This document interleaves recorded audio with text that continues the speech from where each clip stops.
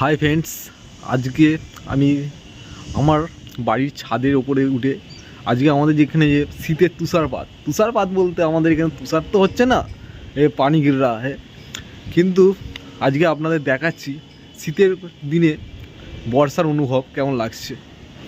তাই আমি আপনাদের সঙ্গে বাড়ির ছাদ দিয়ে যেসব দূরে দূরে যে ওই ফ্ল্যাটটা দেখতে পাচ্ছেন, ওটা মায়ের ফ্ল্যাট, যেখানে জগন্নাথের মন্দির আছে ঠিক ওখানেই, ঠিক গঙ্গা ধারের সামনেই এই ফ্ল্যাটটি, যে দূরের ফ্ল্যাটটা দেখতে পাচ্ছেন। আমার বাড়ির ছাদ দিয়ে আশেপাশে কেমন দেখতে আপনাদের দেখাচ্ছি।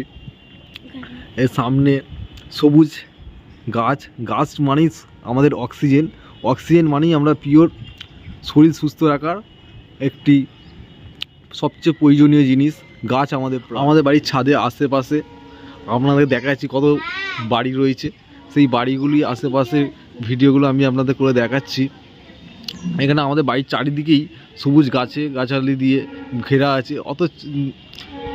আছে আর এই শীতের মৌসুমটি হেবি সুন্দর লাগছে।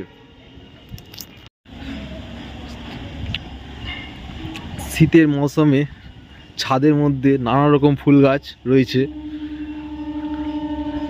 আপনাদের মধ্যে এটি হচ্ছে আমাদের ডিশ অ্যান্টেনা এয়ারটেলের, যেটি এখন বৃষ্টির জন্য আমরা একটি আমাদের দেশি জোগাড়, সেটি হচ্ছে বোতলটা কেটে আমরা এটাকে চাপা দিয়ে রেখেছি যাতে জলের মধ্যে না ঢোকে আর আমাদের ডিশটি খারাপ যাতে না হয়। এটি হচ্ছে আমাদের দেশি জোগাড়। এটি আমার হচ্ছে একটি ছোট্ট সুন্দর একটি ভাগ্নি, যেটি এখন বৃষ্টির জলে খেলা করছে। আমি জল মেশাচ্ছি।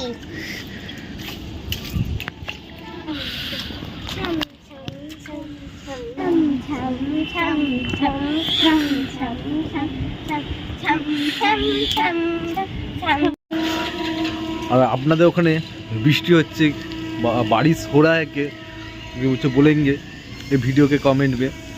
आज যেহেতু যে বর্ষার ওয়েদার, তাই আমি বাইরে বেরিয়ে ব্লগ করতে পারছি না, তার জন্য আমি আমার নিজের বাড়ির ছাদেই ব্লগ করছি।